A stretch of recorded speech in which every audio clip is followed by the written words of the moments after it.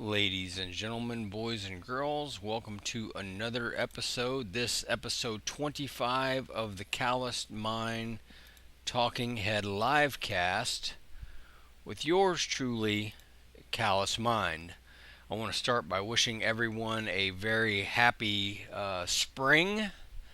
I believe as of Saturday it is now officially spring, and as such, it's kind of a weird time here in central Arizona where I have the window open and a fan going, and it's hot one day and cool the next. So if you hear some background noise, let me go ahead and apologize for that right now. And without further ado, let's go ahead and jump into today's video. And I want to start this video by sending a shout out to this video's unofficial sponsor, which is Buy Custom Coins. If you're looking to buy custom coins or custom lapel pins, then the most obvious place online is buycustomcoins.com. So be sure to check them out. The updated video description will have a link to this sponsor. And as always, there will be timestamps in the description of the replay when I get around to putting them there. So the first story I want to talk about is Deshaun Watson, and this really seems to be a serious issue as the numbers just keep mounting. So this story from ESPN, summary of lawsuits against Deshaun Watson. This as of March 22nd. 14 civil cases filed against the Houston Texans' Deshaun Watson through Tuesday accuse him of a range of actions during massage appointments over the past year. From refusing to cover his genitals to forced oral sex, Watson has denied the allegations in the lawsuits, which do not name any of the women. A summary of the alleged behavior according to the lawsuits. So I'm not going to go ahead and read through all these, but as with everything, all the stories that I highlight in these videos will be linked in the description box below eventually when I get around to doing that within the next 2 or 3 hours. So you can go through and read this yourself. But I highlight this in part because it's just a bad deal for somebody to be accused if they're falsely accused, and it's a bad deal if he really did commit these actions. And I remember Dan Bickley had talked about the Arizona Cardinals should trade for Deshaun Watson, and now with this information, I'm not so sure that would be such a good thing, because my understanding of these types of allegations with the NFL is that this can impact this person's playing time, and even if they're eligible to play, the NFL may end up suspending Deshaun Watson, pending their own internal investigation. So that would not be a good thing for the Cardinals to get involved in. So I got to say that I'm glad the Cardinals resisted the urge to listen to Dan Bickley and trade for Deshaun Watson. So the next story up, and this is one of the stories that was highlighted on the thumbnail of this video. Andy Dalton says Chicago Bears told him starting quarterback job is his. So this from March 18th. The Chicago Bears apparently won't have a quarterback competition. That job belongs to Andy Dalton. The former Cincinnati and Dallas QB said he has been assured the top spot is his, and he won't be competing with veteran Nick Foles. They told me I was the starter, Dalton said Thursday. That was one of the reasons why I wanted to come here. So every conversation I've had has been that. So that's the assurance that I've gotten. A 3-time Pro Bowler, Dalton agreed Tuesday to a 1-year, $10 million deal. He can earn an additional $3 million in bonuses. Dalton's arrival is a big letdown for fans hoping the Bears would swing a blockbuster trade with Seattle for Russell Wilson. He is aware the reception he is getting is about as warm as the Chicago winter. Obviously, I know there's been a lot of talk, but I'm coming in from the outside, Dalton said. A lot of people don't know a ton about me and are going to get to learn a lot about me while I'm here. That's all I'm worried about, so I'm here now. So that's always interesting. And then the next big story on the thumbnail list was Kamaru Usman and Jorge Masvidal set for rematch at UFC to welcome back full crowd in Jacksonville. And this story was from March 15th. The UFC will be running its first show in front of a full crowd in more than a year, and the promotion will do so with a huge main event. Kamaru Usman will defend his UFC welterweight title in a rematch against Jorge Masvidal and the headliner of UFC 261 on April 24th in Jacksonville, Florida, UFC President Dana White said Monday on Twitter. White said the event will have a full crowd of about 15,000 fans. The first time the UFC has done a card with no capacity limit since the start of the coronavirus pandemic in March 2020.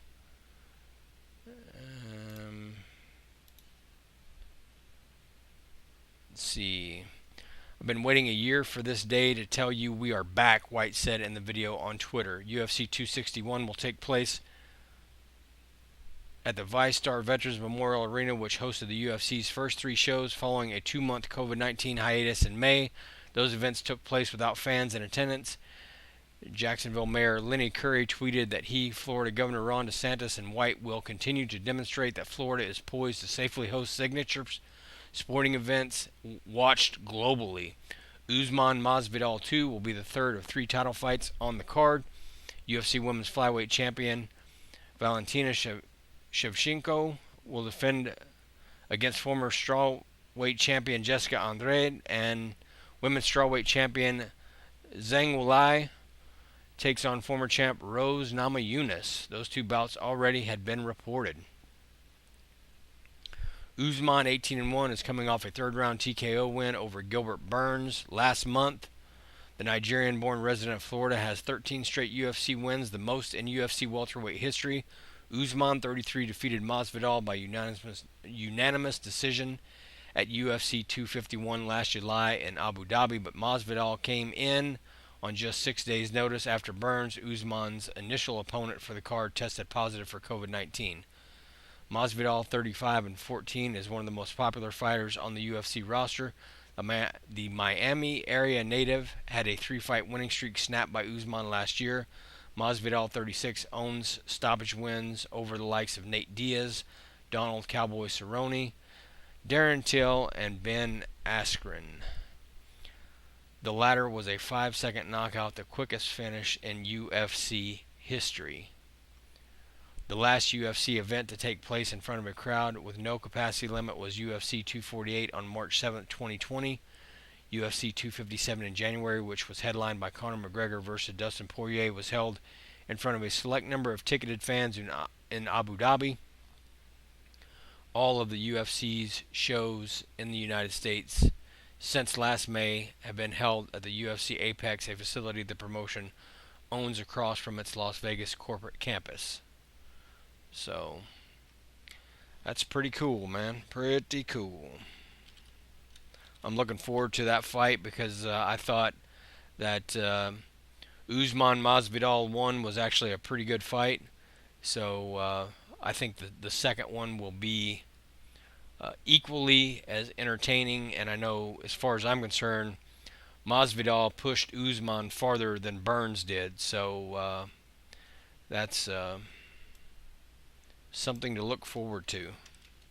That and having fans back in the seats is going to be good for the fans and probably good for the fighters as well, because it's got to be hard to go out and perform when there's no one to perform for, in the audience. So it's got to be a different feeling for sure. All right, I got a few more stories for y'all that I want to read and go over, and then I'll check the comments. So as always, if you want to participate in the show, then feel free to leave a comment in the live chat. And those watching the replay can leave a comment in the comment section below the video if they are so inclined. And as always, please don't forget to like, subscribe, and share.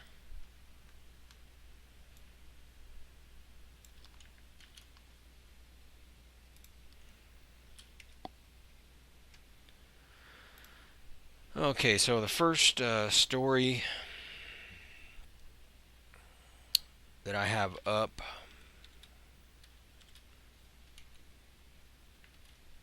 is from March 13th.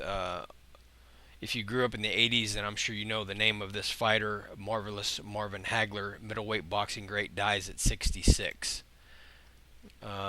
Marvelous Marvin Hagler stopped Thomas Hearns in a fight that lasted less than 8 minutes, yet was so epic that it still lives in boxing lore. 2 years later, Hagler was so disgusted after losing a decision to Sugar Ray Leonard, stolen, he claimed, by the judges, that he never fought again. One of the great middleweights in boxing history, Hagler died Saturday at the age of 66. His wife, Kay, announced his death on the Facebook page for Hagler's fans. "I'm so sorry to make a very sad announcement," she wrote today. "Unfortunately, my beloved husband, Marvelous Marvin, passed away unexpectedly at his home here in New Hampshire. Our family requests that you respect our privacy during this difficult time." Hagler fought on boxing's biggest stages against its biggest names as he, Leonard, Hearns, and Roberto Duran dominated the middleweight class during a golden time for boxing in the 1980s. Quiet, with a brooding public persona, Hagler fought 67 times over 14 years as a pro out of Brockton, Massachusetts, finishing 62, 3-2 with 52 knockouts.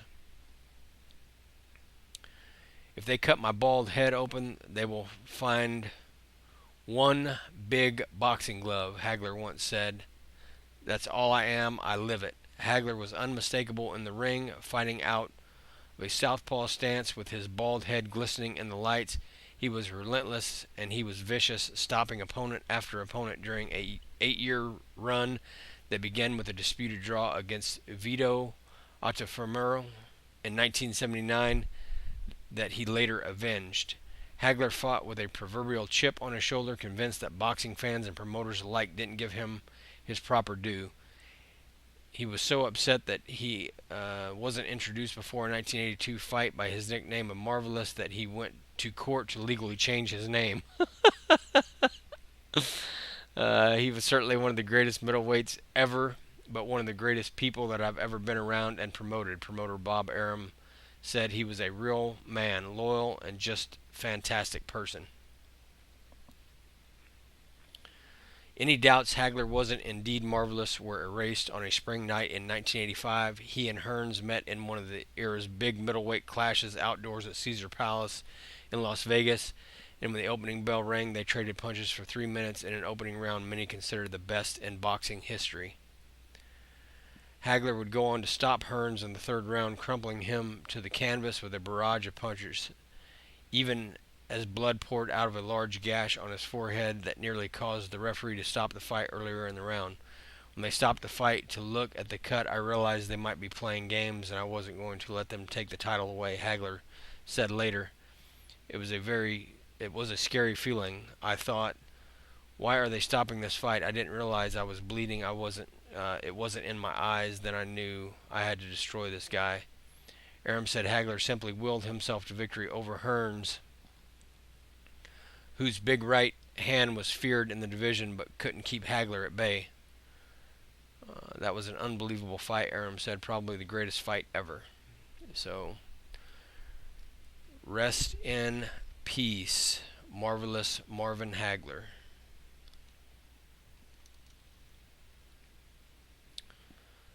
For baseball fans or Kansas City fans specifically, this story from March 21st. Kansas City Royals catcher Salvador Perez agreed a 4-year extension.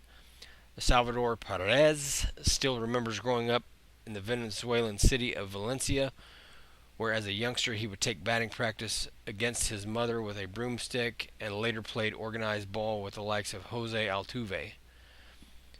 He never thought a day like Sunday could be possible. That's when the Kansas City Royals gave the 6-time All-Star catcher a 4-year extension. The contract is worth $82 million, a source told ESPN, confirming multiple reports, which makes it the richest deal in Royals history. The Kansas City Star first reported the financial aspect of Perez's extension. The value of the new deal surpasses the 4-year, $72 million contract the Royals gave outfielder Alex Gordon in 2016. Perez's extension, which begins with the 2022 season, comes after a 2020 season in which he was named the AL Comeback Player of the Year. It's hard to believe where I'm coming from, where I grew up, to see the situation I have right now. It makes me feel super happy, Perez said from the Royal Spring Training home in Surprise, Arizona. My mother is going to be happy. I know my grandma is going to be happy. I know they're excited for me and to be here 4 more years, maybe 5. Nobody loves to play baseball more than Salvador Perez. There are players that like it just as much, but nobody loves it more. Royals general manager Dayton Moore. Nobody can imagine him not being here. Perez, who turns 31 in May, has not only established himself as one of the game's premier catchers, but also as one of the most beloved players in Royals history. He was World Series MVP in 2015 when the club broke its 30-year title drought, and is coming off a season in which he hit .333 with 11 homers and 32 RBIs to win his 3rd Silver Slugger. He also has 5 Gold Gloves to his name, and the Royals are counting on his ability to bring out the best in their pitchers to help a young and promising starting rotation, as they hope will lead them back to the playoffs. So pretty cool. That's a very good story, very good American story for somebody to come to this country as an immigrant and a baseball player, and to get a contract worth $82 million. Congratulations to you, sir. And this is a not so good story, but I just feel the need to highlight this stuff.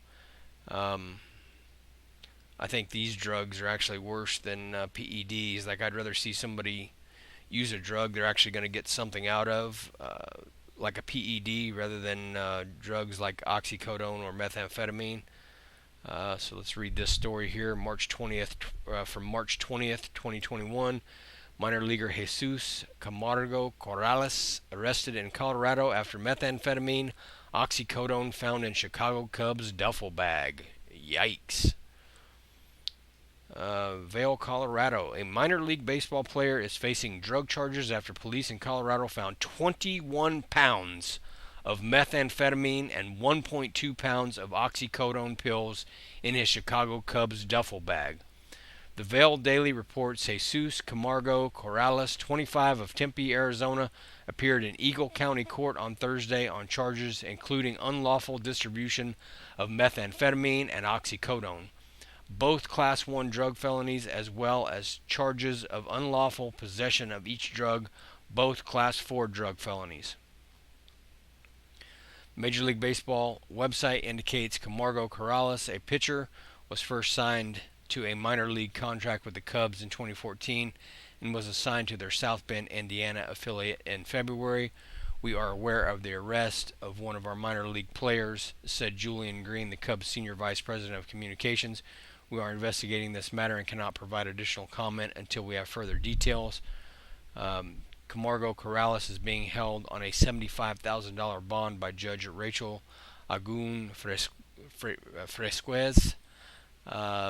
The Eagle County Jail confirmed he was still in custody as of Saturday. It's unclear if Kamaru Callous has an attorney who can speak on his behalf. It says he was stopped on Interstate 70 in a silver BMW on Wednesday morning near Vail after an Eagle County Sheriff's deputy saw the car speeding and drifting lanes, according to the arrest affidavit.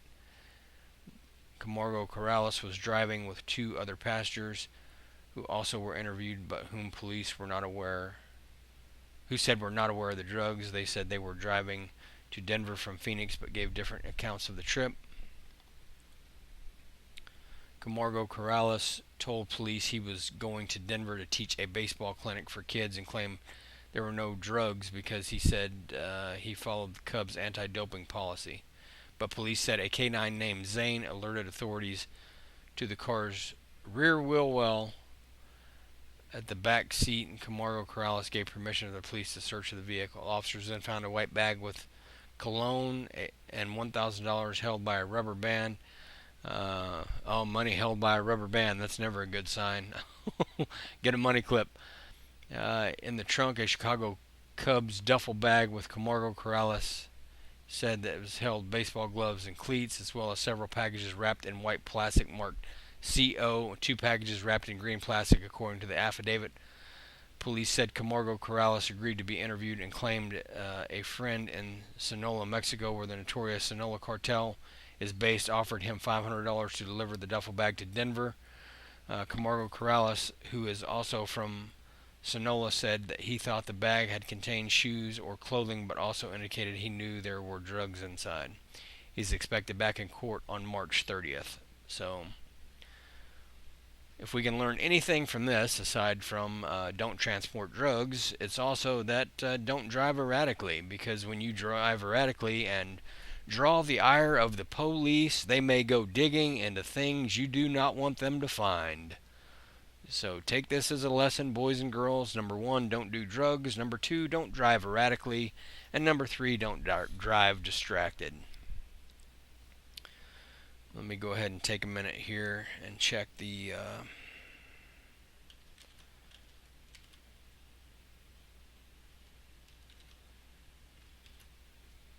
comments. Yeah, it looks like maybe Adam's not watching because he hasn't commented, and I figured he would have had something to say about Andy Dalton going to the Bears. And as a side note, I don't know if Adam saw that or not, but Mitchell Trubisky had signed with the Buffalo Bills as well, so that's it's always entertaining. But anyway, so this is it, folks. Reviewing the comments, none here. I hope you guys have enjoyed the show. It's been a pleasure to be back. I plan on being here again next Tuesday at 1:30 p.m. Mountain Standard Time and 4:30 p.m. Eastern Time. So I'd appreciate it if you join me live. But if you're watching the replay, hey, it's all the same, and I appreciate you taking the time to spend with me and kind of viewing the replay. And until next time, please, please, please be good to yourselves and each other. And I will talk to you all next week. Oh, wait, here's Adam. I just joined and it makes me sick to my stomach. What part makes you sick to your stomach, bro? The part that Andy Dalton signed with the Bears or Trubisky signed with the Buffalo Bills?